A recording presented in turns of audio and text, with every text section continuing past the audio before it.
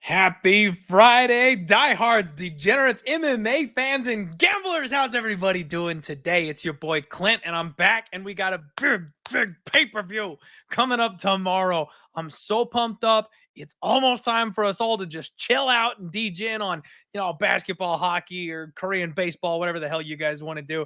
And then there's the Derby, and then UFC 288. It's a glorious gambling week. I cannot wait. How are you all doing? It's a live undefeated post weigh-in show here for the big pay-per-view weekend. I hope everybody is ready to kick some ass. As you all know, what we do on this show, I go through the fights one final time. I take all my thoughts from Monday, combine them with all the information and research I've done throughout the week, and then we watch these fighters on the scales. We see about weight misses, we see about bad weight cuts, we see who's got the size advantage, because sometimes the UFC stat page lies to us about who's taller and who has the height and reach advantage. We find out all that final information, and then we dump it all into one giant pot, mix it all up, and we come out with what we think are going to be the best opportunities for bets on Saturday. Do me a favor, everybody. Smash the like button. Let the algorithm know that you like it here. This is Pub Sports Radio. Make sure you subscribe if you haven't already, like my guy, Nunya, who's in the chat already, a member. Thank you very much for hanging out today, Nunya. And then remember, all the lines here are powered and brought to you by Superbook Sports. What's up, Go Flamengo? I see you in here first. How's everybody doing? All right, so let's get through this thing. First fight of the evening. Lost a couple fights on this card, unfortunately. So we kick off now with Joseph Ugly Man Holmes taking on Claudio Ribeiro. Joseph Holmes, 189. Starting the day off right. We missed weight by 3 pounds with Joseph Holmes. Claudio Ribeiro came in at 185 on the dot. Now, the weird thing with Holmes is that everything looked perfectly fine. Like, he's not sucked out. He wasn't struggling. He wasn't having a hard time. Now, some people did some interviews with him and talked to him. I mentioned on Monday, part of my handicap for this fight is that Joseph Holmes seems like the kind of guy that just gets bullied around the cage by these UFC fighters. He's a jiu-jitsu guy. He's long and lanky, striker, karate, but he doesn't have the muscle to contend with these other super-powered athletes. Well, guess what? Boy hit the gym. He went out there and started working out, and now he came back and his weight cut's all messed up because he has more muscle on his frame. So that's a positive on the Joseph Holmes side, in my opinion, because first off, he did not drain himself down in this weight cut. He was not dying up on the stage, using the box of shame, trying to squeeze in for this fight. He came in comfortable. He came in heavy, and now he's got extra muscle on his frame to boot. So something to be aware of. Claudio Ribeiro, he was enjoying himself all the way up there, man. He dancing his way to the scale. The dude's infectious. Big smile on his face. You love to see it. He's out there having fun. Big height advantage for Holmes. And on top of that, he was barefoot. So, like, you see these guys face off, and you're like, damn, Holmes is much bigger.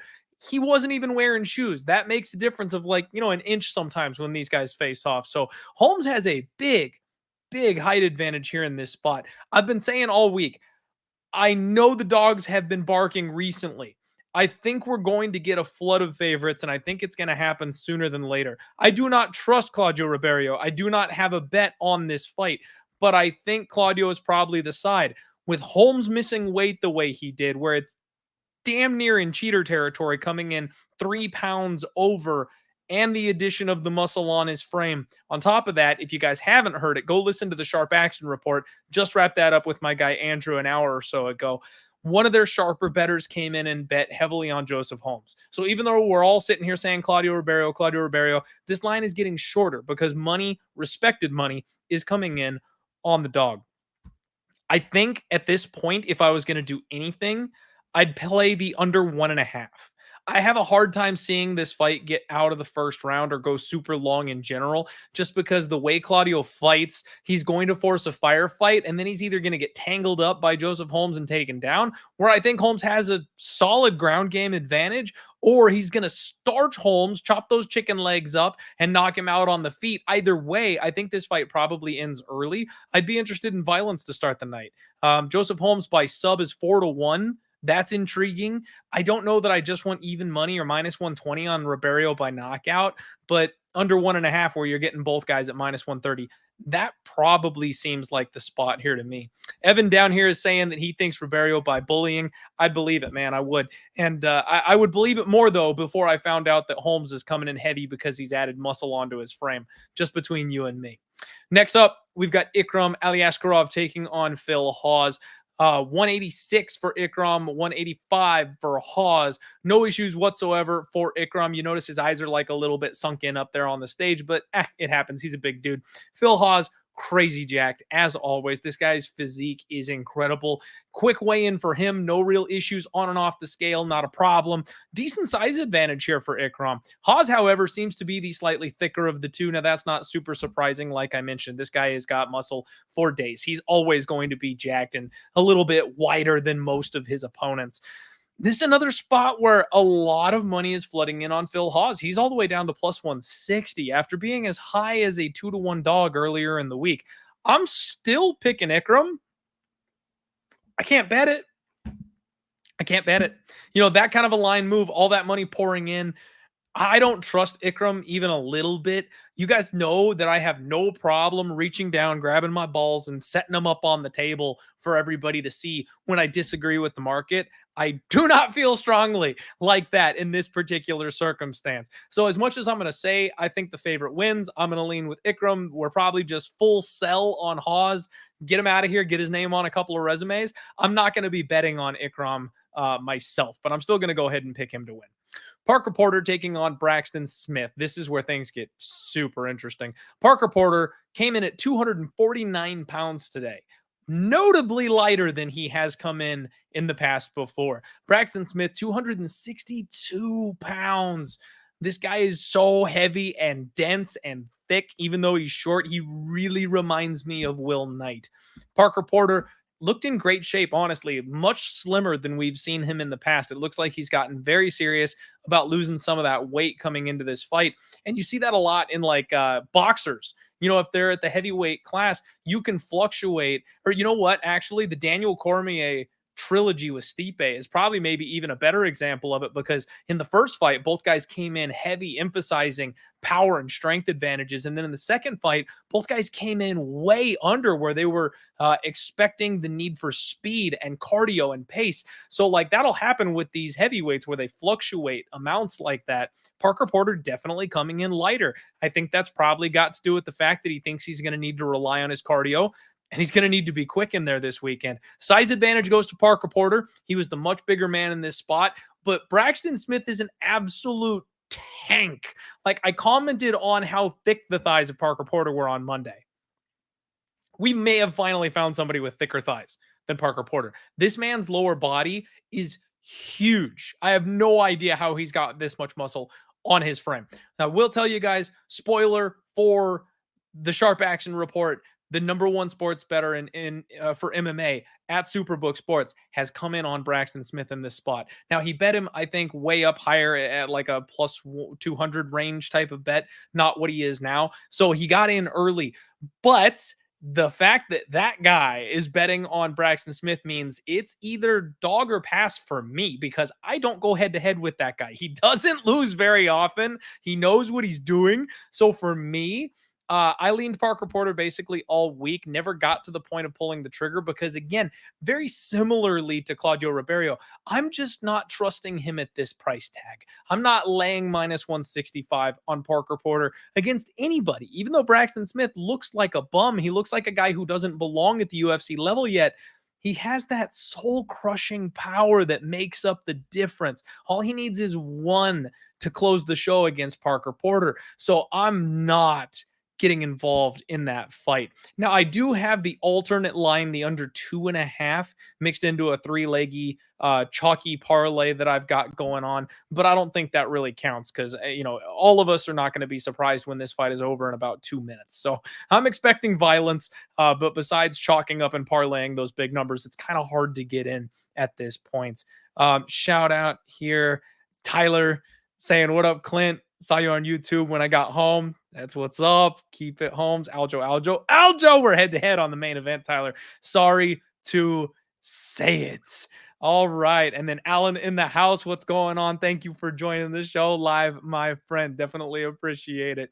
Next fight up, Verna Jandiroba taking on Marina Rodriguez. We got both women coming in at 115 pounds. Verna looked awesome, rocking her sunglasses on the scale. I'm going to give her a pass, all right? She's got a very unique look up there. I'll give that one to her. Big, huge flex. Marina Rodriguez, blank face, emotionless. She's coming in for a job at this point, quick on and off the scale. This was a really good face-off. Very noticeable height and reach advantage for Marina Rodriguez. We knew that coming in. That was never going to surprise anybody that she is the taller fighter here in this spot. And this line has been crashing. Verna was a plus 200 dog a couple weeks ago. I've been kicking myself all week for not getting in at that number. I did jump in on Verna still. I think any plus money is good money. And I'm on her in this spot just because Marina has not evolved in the grappling. We have yet to see evidence that she's actually patched that hole in her game. So I'm riding with the dog. It's a coin flip at this point. I missed out on some of the value.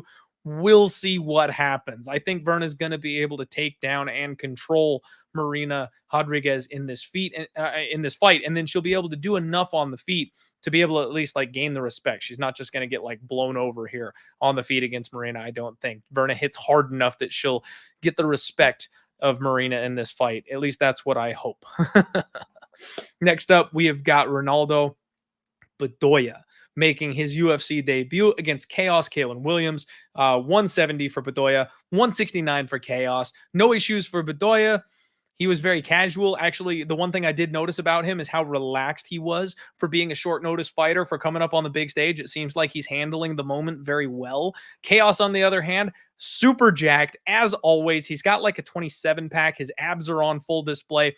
Very intense glare from Chaos on the scale. It's like the scale should be scared that this man has to step on it because he just has that kind of intensity. It's terrifying. Chaos is not a person that I would want to be on the wrong side of here. These guys size up really well. And again, Chaos intense as fuck. Ronaldo Bedoya, that name is hard to say quickly. Ronaldo Bedoya, very casual, very relaxed, tried to kind of buddy up here with Chaos Williams in this spot. Didn't go too well for him. I like this spot. Chaos is in my chalky parlay. I'm not putting too much investment here. Bedoya has shown that he's got a pretty good chin on the regional scene. I don't see anything at the weigh-ins that's really going to make me change my opinion on the fight. Chaos has more power, higher level experience. I think he's going to win this fight, whether it's by knockout or whether Bedoya hangs in there and is durable enough to tank some of these shots, and it's a decision. I parlayed it for that reason. I don't want to pay minus 125 on a knockout prop when this could just have this kid could absolutely just have a steel chin, and survive and go 15 minutes here. Devin Clark taking on Kennedy Nchukwu in the next spot here. Both guys made 205. Devin Clark, absolutely jacked. This is a guy that I've always said he's a 205er from the waist down, and I'm not talking about his dick. It's because he's got giant tree trunky legs. He has a good amount of muscle on his frame. And then you've got Kennedy Nchukwu, who is super tall, super lanky. I like his build for this weight class. I actually think he's got more of the size and stature that I look for at 205 for longer success here. These guys size up not well at all. I mean, Kennedy obviously has a big height and reach advantage, but both guys were smiling and talking when they were facing off. Couple of points on this one.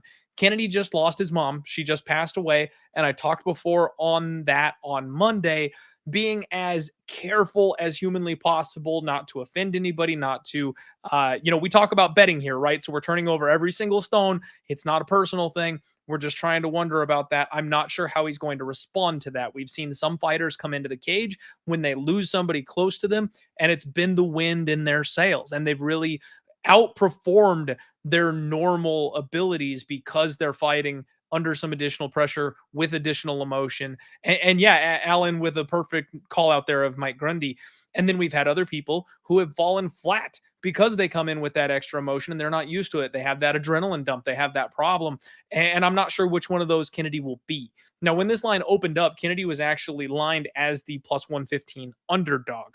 Personally, I find that wrong. I don't think anybody this caliber should be a dog to Devin Clark. However, the fact that the bookies made him a dog tells you what they think a little bit here about this match. Now, overcorrected obviously the other way. Kennedy is now minus 180, minus 200 ish favorite. And I think that's a little bit too far. I do pick him to be the favorite. I do think he will win this fight. And he's got a teammate in Ryan Spann who actually defeated Devin Clark. So that camp has prepped and game planned for this exact guy there before. I do think that gives Kennedy an edge. Obviously, Devin Clark prepped for the same team, but it's a different opponent, slightly different skill sets, so not quite the same thing. I'm picking Kennedy to win. I just am not laying this number on him here in this spot. This is the type of spot where I would be looking at Kennedy, inside the distance if I was going to play him to try to bring the price down a little bit. Or, and I think this is probably the better version, is bet him live. See if he loses round one. He usually tends to start a little bit slow, give up a takedown or two, or even if he just gets pressed up against the cage like he usually does because he's got 80% takedown defense.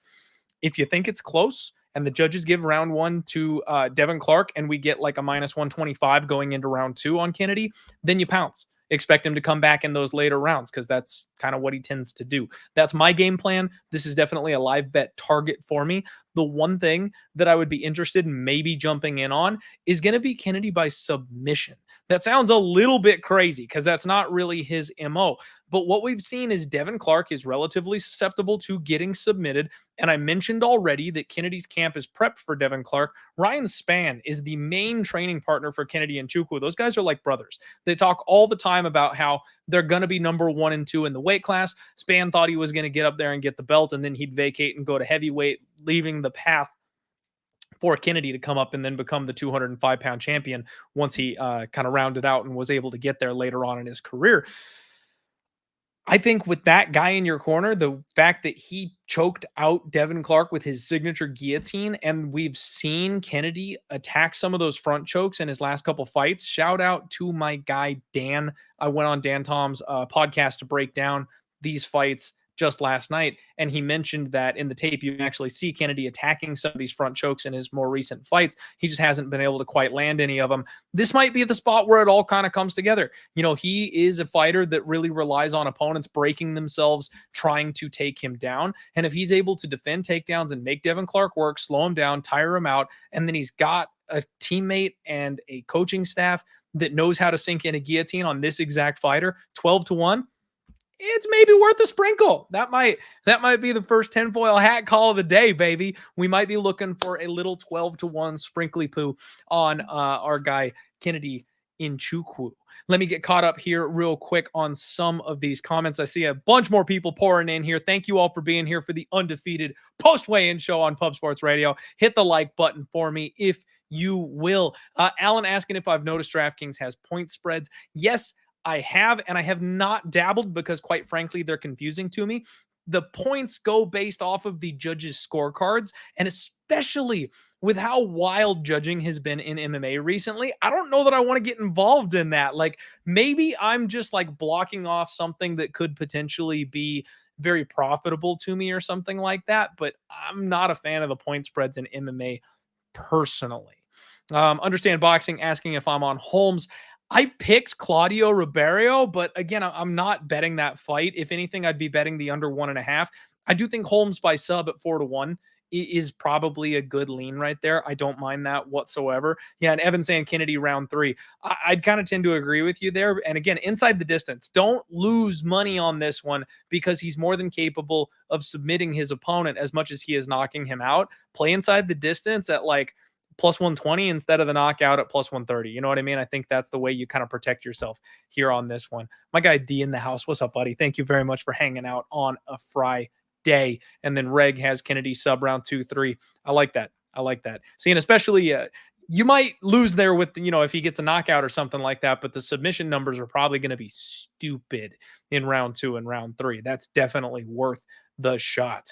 Evan asking about one. I don't have anything for one, unfortunately, this weekend. I'm hanging out with the parents this evening, so I'm not going to be tied up with any off-brand MMA action or doing any more studying this week than I already have, because I've put a lot of time into UFC 288. I think I'm probably just gonna let that one sail on by me, do my thing, maybe watch some hockey in the background tonight because I've been hot on the ice, and then get ready for UFC tomorrow. All right, everybody, hit the like button. Next fight up, Drew Dober, Matt Frivola. We got Dober making 155 and a half, Matt Frivola 155 on the dot. Drew Dober looks terrifying when he's on the scales because his chin is so massive and he sucks out so hard to get down to 155. It's honestly terrifying. You can see every single bone in like his face. He's seriously, go watch him weigh in. When he smiles afterward, you can see just every cheekbone, like his jawline, he pops out to like freaking here.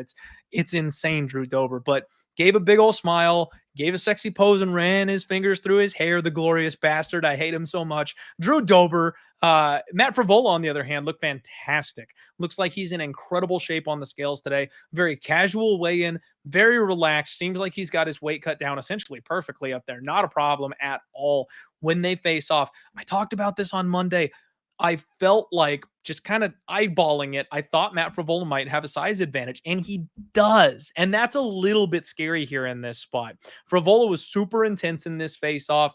Drew Dober, all smiles. He's not fazed by the moment whatsoever here. This is really a spot where Drew Dober's getting, I don't want to say a step down in competition, because Matt Frivola is a hell of a competitor and a very good fighter. But compared to what he's been facing recently in his career, this is considered a step down in competition. And this is Matt Frivola's shot. This is the step up moment. This is the announce yourself. You know, they rushed him when he first made it to the UFC and it didn't go well. This is his second crack at it. So if he's really going to be a contender, he needs to be able to get by Drew Dober. And you can tell he's taking this very, very seriously.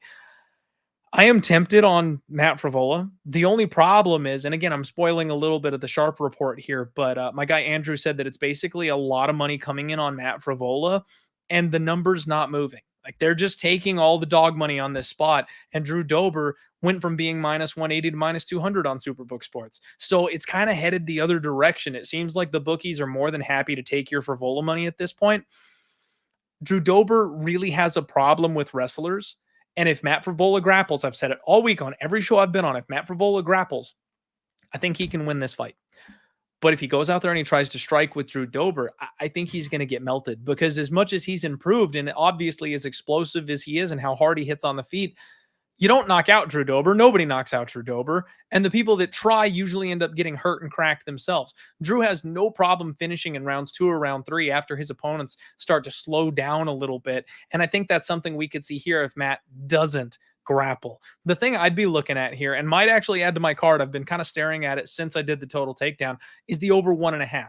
Over 1.5 is minus 130. And I know, Matt Frivola's last couple fights have ended via round 1 starching. So it's a little scary to say this one's going to go over. But again, I think Dober's chin is going to hold up to that early onslaught of Matt Frivola.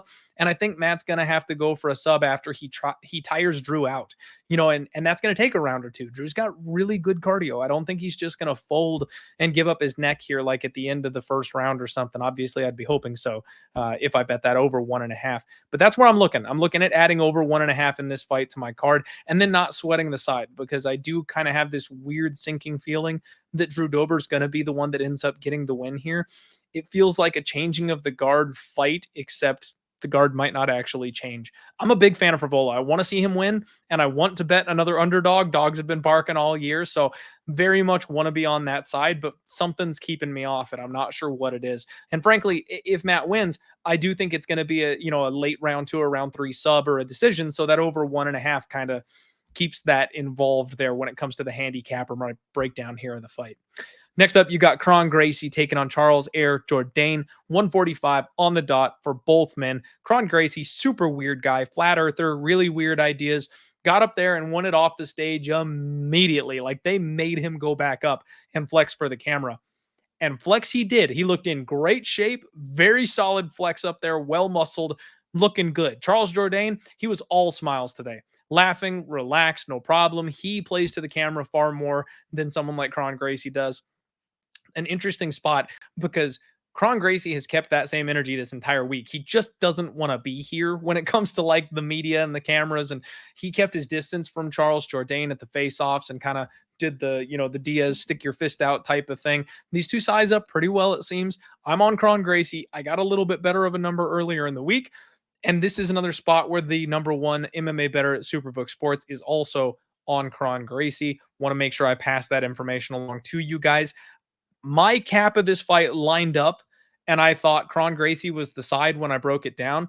I kind of felt like I was going a little bit crazy. Like I was starting to kind of second guess myself just a bit. And I was like, why do I think Kron Gracie is the side I should be betting in this fight? And then Andrew let me know that their number one better came in on that side. And I was like, that's all the reinforcement I need, baby. Like that lets me know I'm not insane. In fact, I'm on the right track. So I did go ahead and lock that in.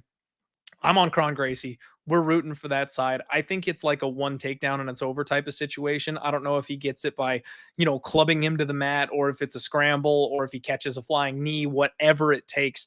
I think Charles is going to make this an action fight and Kron is going to find his way to Charles's back at some point in this fight, or maybe even catch a guillotine and end it that way. But we're rolling Team Kron here. Makes me scared because I think the favorites are going to come back around one of these weeks. Just, I like the dogs again this week, unfortunately.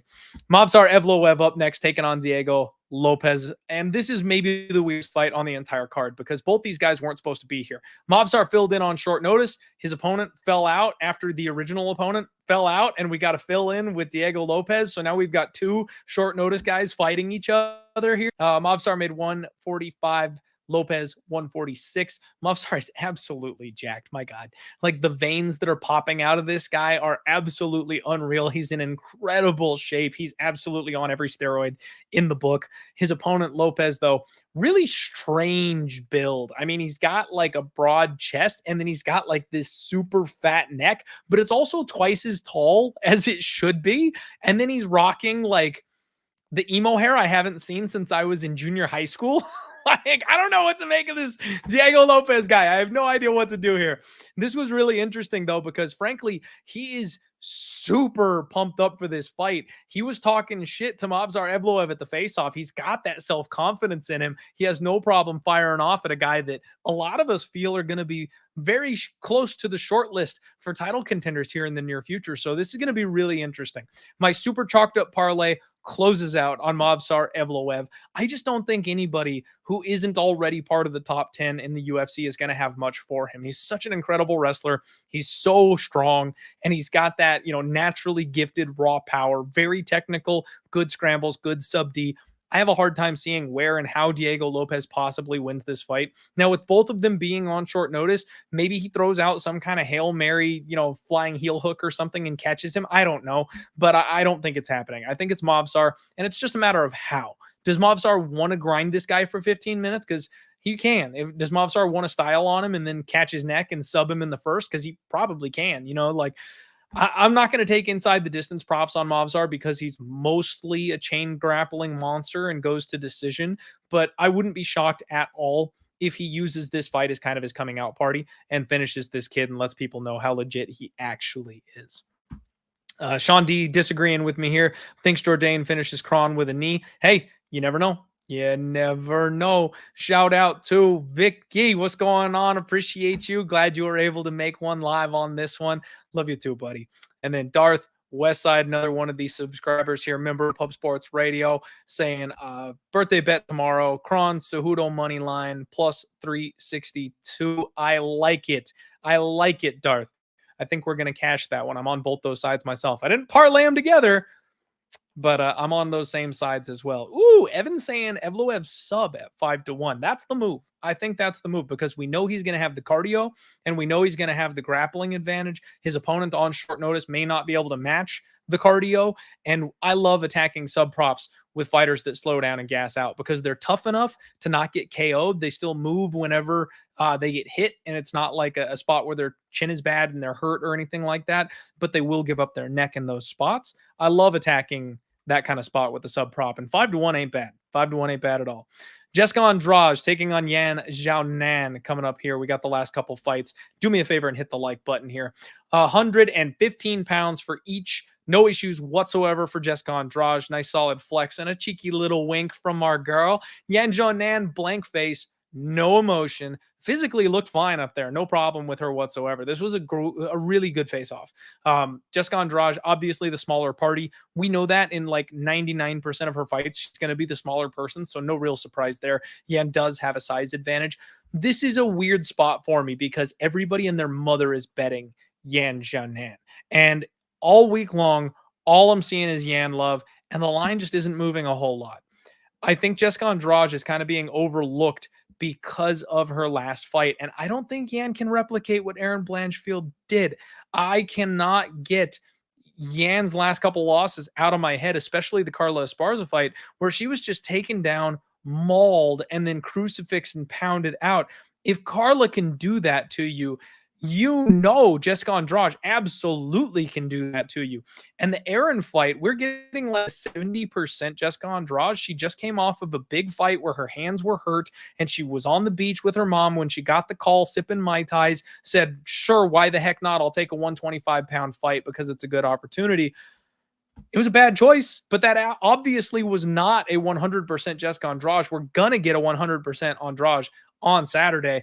I disagree with all the Yan love this week. Personally, it's a lot of people who I really respect, though, that are on the Yan side. So I'm a little bit scared to actually bet on the Andrade side. I might get there by tomorrow. We'll see. I hate going against when you've got those people that you really, really respect. It does one of two things to me. I either double down because if you're someone I respect and I hear everything you've got to say and I go, no, you're wrong, that means I know how freaking convicted I am. That means I know I believe in myself on that read and I have no problem making that bet.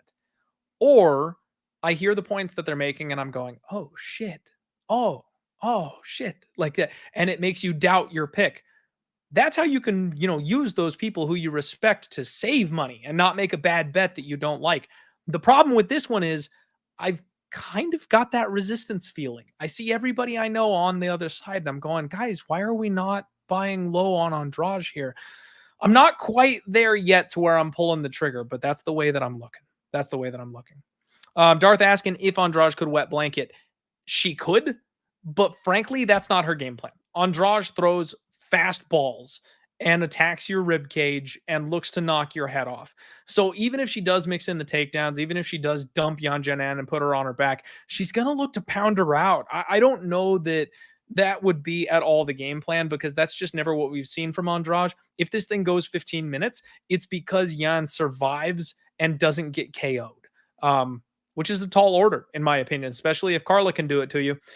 Then, Andrade definitely can as well. Now, I don't want to, besmirch the toughness of Yan. I absolutely believe that she's capable. So it could be a decision type of fight. It absolutely could be. But the way Andrade finishes people, the way she hurts these women in these weight classes, I can't bank on an over. I just can't do it because she can drop anybody with a body shot at any point in time. She's got unreal power. Anthony, my guy. All right, co-main event time, everybody. And here's where I'm just going to go ahead and piss everybody off. Gilbert Burns came in at 171. Bilal Muhammad, 170 on the dot. Burns looked fantastic. Gave a nice little smirk. He gave his huge flex. He's got his little fro. Love everything about Gilbert Burns. The Brazil headband that he likes to rock at these weigh-ins. I love my guy, Gilbert Burns. I've been on the Burns train for years. His opponent Bilal came in though looking fantastic on the scales, no issues whatsoever, and especially at the ceremonial face-offs, he rehydrated really well. You could see a huge difference between Bilal's size on the scale this morning and then him again once they were going to face-offs. This was a super intense stare down. These guys size up extremely well, and Bilal's head is massive. That's something that really stood out to me. These guys that are really hard to knock out, you can always tell because it's the size of their freaking head. I don't know if they're taking human growth hormone or if they're just freaks in nature, but they have massive noggins. And that's what Bilal has matching up here with Gilbert Burns. Guys, I'm betting Bilal. I already did it. I bet Bilal way earlier in the week. It was a 1-unit shot. And I tweeted out earlier today that I simply don't believe I have enough money on Bilal Muhammad this weekend. I've made a couple of 2-unit bets on this card, and I think I need to upgrade Bilal to a 2 or a 3-unit bet personally here in this spot. Everybody and their mother is on Gilbert. And he's been a minus 400 in back-to-back fights, and he won them both relatively easy, finished one, showed out in the other. People couldn't be higher on Gilbert Burns right now. But the fact is, Burns has questionable cardio. He's built for 15 minutes, not for 25. He's got great finishing upside, but Bilal has that brick head that I talked about. He's been knocked out once or twice, but by some of the hardest hitters in the division, and he ate the head kick that Leon Edwards knocked Kamaru Usman out with. Just think about that for a second. Like, Usman went down out cold to the exact same head kick that Bilal ate and then kept coming with. So I give the durability edge to Bilal personally. I think he's been the dark horse in this weight class for a very long time. I think he's a better wrestler than Gilbert Burns is. And it's a spot where he might have to chip away at Gilbert Burns. Burns might be stronger. Burns might be faster. Burns might be more dangerous early. But the deeper this fight goes, this is a 25-minute co-main event. It's a 5-round fight. I don't want to hear anybody trying to justify how that favors Gilbert Burns. I simply don't believe it. This guy loses decisions, and he hasn't gone 25 minutes. And when he went 25 minutes with like Stephen Wonderboy Thompson, he was hanging on for dear life at the end of that fight. And Thompson can't grapple. He's going to get in there with a man who can wrestle just as well as him and has a better cardio gas tank than he does. I think Bilal's going to push Gilbert Burns. And you guys, I think Bilal's going to knock him out. We just saw Bilal KO Sean Brady. He's been working really hard on his boxing. His boxing skills are a whole lot better than people give it credit for. And if you got Gilbert Burns, who has questionable durability, who has a bad cardio, and who is coming in here on a quick turnaround where he may not be 100% with a full camp, now you're asking him to go 25 minutes against a guy who's going to be able to outpace him that whole time. I think Bilal can bank Gilbert Burns in the 4th or the 5th round of this fight. Bilal Muhammad by knockout is 5-1. That is going to get a sprinkle of my money. And in fact, what I think I'm going to do is sprinkle the KO round 4, KO round 5. Now, the bigger bet obviously is going to be straight on Bilal's money line because he is a decisionator. He is a decision machine. I can see him winning this fight almost any which way, but more than likely by decision. It's going to be a small bet. But I absolutely think Bilal has a shot to knock out Gilbert Burns on Saturday. And part of the reason I feel I know is on the that I'm on the right side here is that when I tweeted out I need more money on Bilal Muhammad, it's like 99% hate for that pick. Everybody is on Gilbert Burns. No one's given this man a shot. And I talked with my guy Andrew again from Superbook Sports, the lead risk manager at Superbook Sports. Had them shade this line to entice money on Gilbert Burns. So they are purposefully trying to write Gilbert Burns money in this fight. I really think Bilal is the side, you guys. I'm going to make Bilal a much bigger bet than he is right now.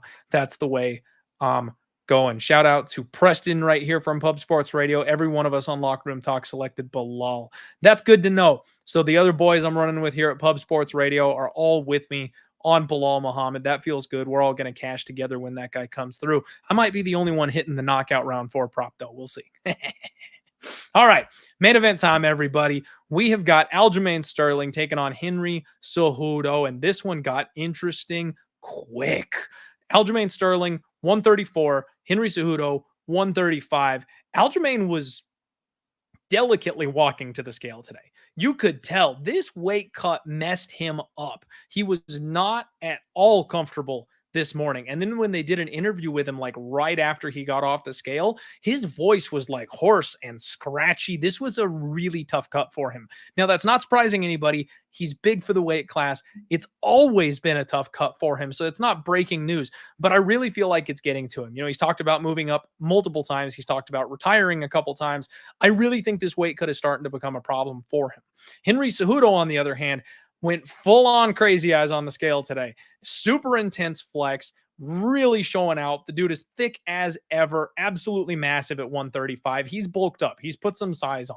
Both guys are super fired up at the ceremonial face-offs. In fact, they were like screaming at each other. Henry dropped any of the cringy act, any of that stuff, and him and Aljamain really got after it when they were face to face here for this face-off. I love this fight. It's going to be super loaded going into it, and we've got a pick 'em price tag here on this bad boy. On Superbook Sports, you've got Henry Cejudo as a minus 120 favorite now. He's been ticked down ever so slightly to being the actual favorite. Aljamain plus 100, the underdog. Guys, I've bet on Aljamain.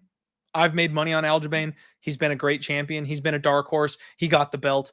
It's all great. But at the end of the day, I do feel like he's kind of overextending himself. I do feel like he's performed better than people would expect. I mean, he got the win over Piotr Jan via illegal knee to the head, and then he got the second fight by split decision win. I cashed the split prop on that fight. It was a massive score for me. So I literally called him getting by that next fight by the skin of his teeth, and that's how he got it done, by body locking and control time. I don't think he wins that fight today. Like, if judges today rewatched that fight from 2022, I still don't think they score it for Aljamain Sterling because of the damage versus control argument that's been going on these days. So he was this close to not retaining the title. And then his title defense against TJ Dillashaw. I may look foolish, but I'm more than happy to sit here and die on this hill. A complete, healthy TJ Dillashaw runs through Aljamain Sterling. He makes it look easy. TJ Dillashaw was a special athlete at this weight class, and if it wasn't for that damn shoulder, I think he would have absolutely destroyed Aljamain Sterling. This fight is interesting because of the size discrepancy. Henry Cejudo is more skilled than Aljamain Sterling everywhere. He's smarter than Aljo. He's a better game planner than Aljo. Champions like Jiri and John Jones, they come to Henry for game plans. He's a world-class wrestler. He's got a literal gold medal around his neck for doing so. I don't see any spot in this fight except for maybe jiu-jitsu, pure jiu-jitsu, where Aljamain Sterling has an advantage over Henry Cejudo. The difference is he's younger, he's got a height advantage, and he's got a reach advantage. I'm betting on the better fighter. I know it's a little scary coming off the 3-year delay. I know that could be a problem for an older aging fighter to come back at the championship level, but we've seen it done before. Some of the greats have come back and done it very successfully. And in fact, most of them have pinpointed and targeted an opponent that they can see weaknesses in, can expose, and can beat. George St. Pierre, John Jones, they found somebody that they knew they were going to be able to use a skill set that would get them the win without much of a problem. I think Henry sees something in Aljamain Sterling that he knows he can take advantage of. Henry is winning the mind games. You're starting to see Aljamain Sterling crack and lose his cool in some of these exchanges, whereas we know the king of cringe is trying to get under anybody and everybody's skin. He's got his posse following Aljamain Sterling around. They were like heckling him when he weighed in today because they were talking about how hard the cut is. They're trying to get in his head and mess with him so he's not the cool, calm operator that he usually is when he gets in the cage. They're trying to stoke the fuels and the emotional fire for this fight. And that's been Henry's MO, that mental warfare, forever. That's what he did to TJ Dillashaw too, if you go back and recall. I mean, it's something he did against Dom. It's something he did against Marlon. Like, he's always done that. He absolutely took a page out of Conor McGregor's book, except he went the cringe version of it instead of the intense version with it. And it's worked. It's worked like a charm. I simply think that Henry Cejudo, again, is a special human being, and I have no reason to doubt him. I'm a little bit biased on this one. My favorite gym in the world is Fight Ready. You know, it's my favorite gym in the world for a reason, because in fact, I think it's the best gym on the planet. And then I do also have a history with backing Henry Cejudo. I have backed him at plus 300 against Demetrius Johnson. I had him inside the distance plus 320 against Marlon Moraes. I had him plus 170 against TJ Dillashaw. So that track record of mine with Henry Cejudo is going to be why I go ahead and go back to Henry Cejudo. That's the Undefeated post weigh-in show, folks. Make sure you hit a like button here for me. Make sure you subscribe to Pub Sports Radio. I am going to destroy UFC 288. I cannot wait for this fight this weekend. Good luck on all your degenerate action, everybody. Let's roll.